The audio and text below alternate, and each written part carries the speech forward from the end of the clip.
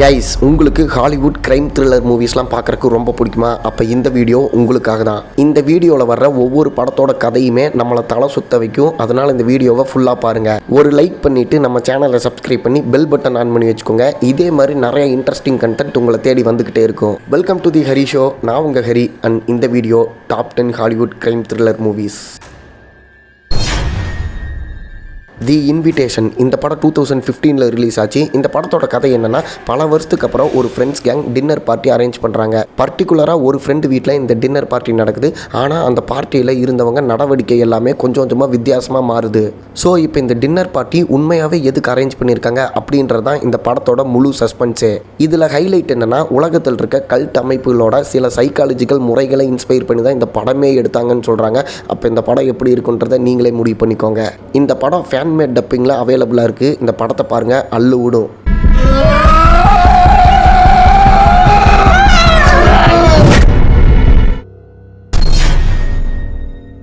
தி lodge 2019 release ஆன இந்த படத்தோட கதை என்னன்னு பார்த்தீங்கன்னா, ஒரு ஃபேமிலி வெக்கேஷன் என்ஜாய் பண்ணுறதுக்காக பனி நிறைந்த மலைப்பகுதியில் இருக்க ஒரு வீட்டுக்கு வர்றாங்க. சில காரணத்தினால 3 பேர் அந்த வீட்டுக்குள்ளேயே மாட்டிடுறாங்க. அதுக்கப்புறம் அவங்களுக்கு நடக்கிற அமானுஷ்யமான விஷயம் எல்லாம் உண்மையா இல்லை யாராவது இவங்க மனசை வச்சு விளாட்றாங்களா அப்படின்றத இந்த படத்தோட மீதி கதை. இந்த படத்தோட இன்ட்ரெஸ்டிங் ஃபேக்ட் என்னன்னா, இந்த படத்தில் ஜம்ப் ஸ்கேர் சீன்ஸ் எல்லாம் இருக்காது. ஆனால் இந்த படத்தில் அமைதியான சீன்ஸ் நிறையா இருக்கும். அதுவே நமக்கு அள்ளுவுற மாதிரி எடுத்திருப்பாங்க. அதாவது இந்த படத்தை பார்த்ததுக்கப்புறம் நம்ம வீட்டுக்குள்ளே ஏதாவது அமைதியான பிளேஸ், சைலண்டான பிளேஸை பார்த்தோன்னு நம்மளுக்கு பயமா இருக்கும். அந்த அளவுக்கு இந்த படத்தில் அந்த சைலண்ட் பிளேஸ் ஒரு மேஜர் ரோல் ப்ளே பண்ணியிருக்கும். இந்த படம் தமிழ்லேயே அவைலபிளாக இருக்குது. பாருங்கள், பார்த்துட்டு எப்படி இருக்குன்றத கமெண்ட்டில் சொல்லுங்கள். It's okay. Trust me. The ritual 2017 release ஆன இந்த படத்தோட கதை என்னென்னா, ஒரு ஃப்ரெண்ட்ஸ் கேங் ட்ரக்கிங்காக காட்டுக்குள்ளே போகிறாங்க. பட் அந்த காட்டை பற்றி தெரிஞ்சுக்காமல் அந்த காட்டுக்குள்ளே போயிட்டு மாட்டிக்கிறாங்க. இவங்க ட்ரக்கிங் ஆரம்பித்த கொஞ்ச நேரத்துலேயே அந்த காட்டுக்குள்ளே பல வருஷமாக இருந்த ஒரு மர்மம் இவங்களை சுற்று போடுது. அதுக்கப்புறம் இவங்களுக்கு என்னாச்சு அப்படின்றத இந்த படத்தோட மீதி கதை. இந்த படத்தில் வர்ற நிறைய ரிச்சுவல்ஸ் பழங்கால வைக்கிங் கதைகளை அடிப்படையாக வச்சு எடுக்கப்பட்டது அப்படின்னு சொல்கிறாங்க. இந்த படம் தமிழ் டப்பில் அவைலபிளாக இருக்குது. பாருங்கள், செம த்ரில்லிங்காக இருக்கும்.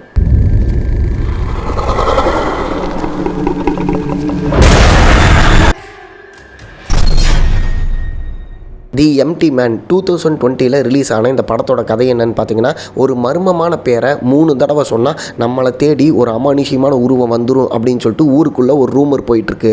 ரூமர் இல்லை, ஆக்சுவலாக அது உண்மை தான்.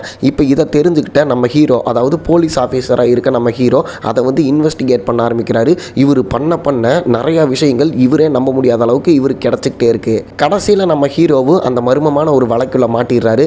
அது என்னன்றது நீங்கள் படத்தில் பார்த்துக்கோங்க, செம த்ரில்லாக இருக்கும். இந்த படத்தோட இன்ட்ரெஸ்டிங் ஃபேக்ட் என்னன்னா, இந்த படம் ரிலீஸ் ஆனப்போ பெருசாக யாருமே கண்டுக்கல.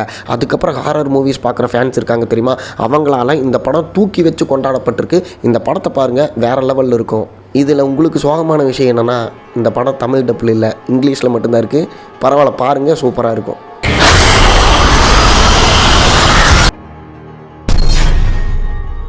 கில் லிஸ்ட் 2011 ரிலீஸ் ஆன இந்த படத்தோட ஸ்டோரி என்னென்னா, ஒரு ரிட்டையர்டு ஆர்மி ஆஃபீஸர் பல கொலைகளை பண்ணிட்டு இருக்காரு. பட் இவர் ஒவ்வொரு கொலை பண்ணி முடிக்கும் போது ஒரு அமானுஷ்யமான விஷயங்களும் நடந்துக்கிட்டே இருக்குது. இந்த படத்தை பார்க்கும்போது ஆரம்பத்தில் இது ஏதோ கிரைம் த்ரில்லர் மூவி போல அப்படின்னு தான் தோணும். ஆனால் போக போக தான் இது ஒரு ஹாரர் மூவியாக மாறும். இந்த படத்தோட கிளைமேக்ஸ் ஹாரர் ஃபேன்ஸ்னால பயங்கரமாக பேசப்பட்டுச்சு. ஏன்னா கிளைமேக்ஸ் அந்த மாதிரி இருக்கும். இந்த படத்தை ஃபுல்லாக பார்த்து முடிச்சதுக்கப்புறம் ஒரு நல்ல ஹாரர் படம் பார்த்த ஃபீலை உங்களுக்கு கொடுக்கும்.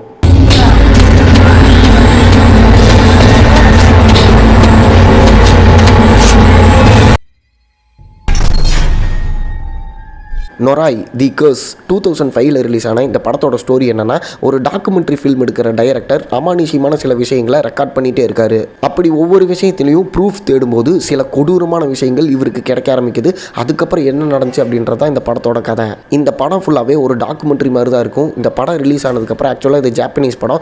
ஜப்பானில் இருக்க மக்கள் என்ன நினச்சாங்க அப்படின்னா, இது படமாக எடுக்கப்பட்டது கிடையாது, உண்மையாகவே ரெக்கார்ட் பண்ண வீடியோ போல் அப்படின்னு நினச்சி இதை பார்த்துட்டு இருந்திருக்காங்க. அந்த அளவுக்கு ரியல் டாக்குமெண்ட்ரி மாதிரி இந்த படத்தை எடுத்திருப்பாங்க. இந்த படத்தில் வர்ற அந்த டாக்குமெண்ட் டைரக்டர் ஒவ்வொரு விஷயத்தையும் இன்வெஸ்டிகேட் பண்ணுற சீன் எல்லாம் நம்ம ஹார்ட்டை படப்படன்னு வச்சுக்கும். ஸோ இந்த படம் ஜாப்பனீஸ்லேயும் இங்கிலீஷ்லேயும் தான் அவைலபிளாக இருக்குது. பாருங்கள், சூப்பராக இருக்கும்.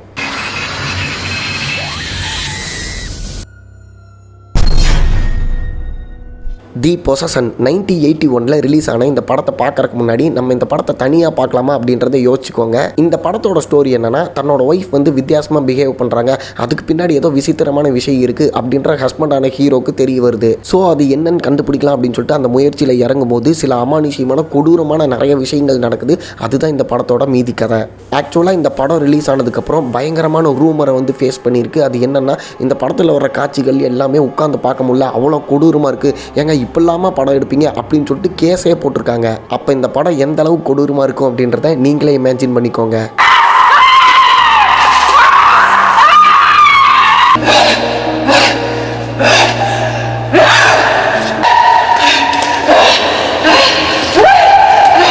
உங்களுக்கு அப்சஷன் படம் பிடிச்சிருக்கும் அப்படின்னா இந்த படம் கண்டிப்பாக பிடிக்கும். ஏன்னா இந்த படத்தில் வர ஹீரோயினும் பயங்கரமாக நடிச்சிருப்பாங்க. அவங்க நடிக்கிறதே நமக்கு டிஸ்டர்பிங்காக இருக்கும். பா என்னடா இப்படி நடிச்சிருக்காங்களே, என்னடா படம் இது அப்படின்னு இருக்கும்.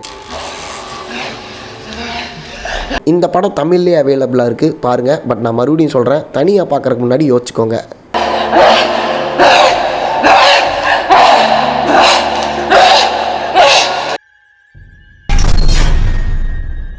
தி விச் 2015 ரிலீஸ் ஆன இந்த படத்தோட ஸ்டோரி என்னென்னா, ஒரு ஃபேமிலி காட்டுக்குள் இருக்க ஒரு வீட்டில் தங்கறக்காக போகிறாங்க.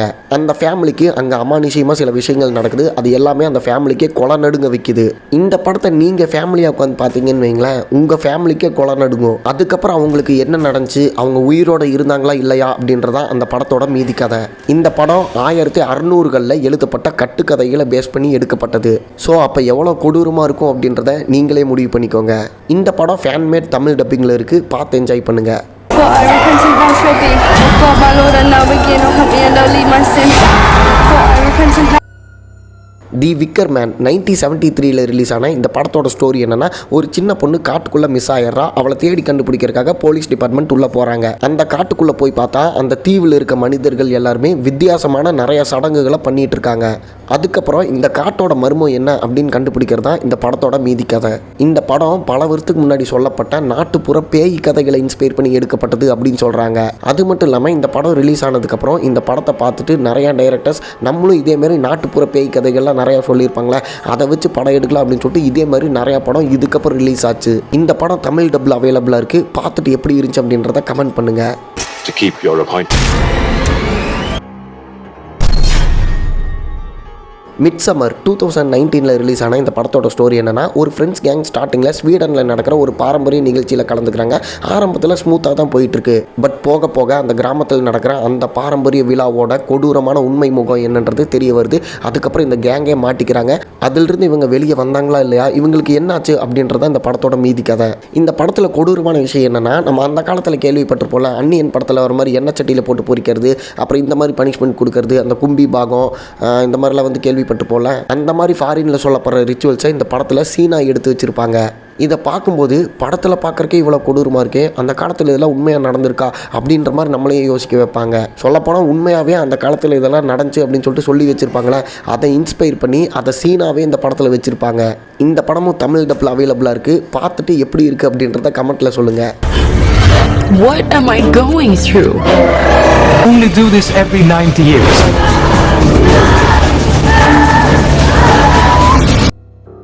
ஸோ கைஸ், இந்த வீடியோவில் பார்த்தா எந்த மூவி உங்களுக்கு பிடிச்சிருக்கு, அது மட்டும் இல்லாமல் ப்ரோ இந்த மூவியை நான் இப்போவே பார்க்க போகிறேன் அப்படின்னு உங்களுக்கு எந்த மூவி தோணுதோ அதை கமெண்ட்டில் சொல்லுங்கள். இதுக்கப்புறம் நான் போட போகிற video top 10 psycho killer movies. அதுவும் நீங்கள் நினைக்கிற மாதிரி சாதாரண சைக்கோ கில்லர் மூவி கிடையாது.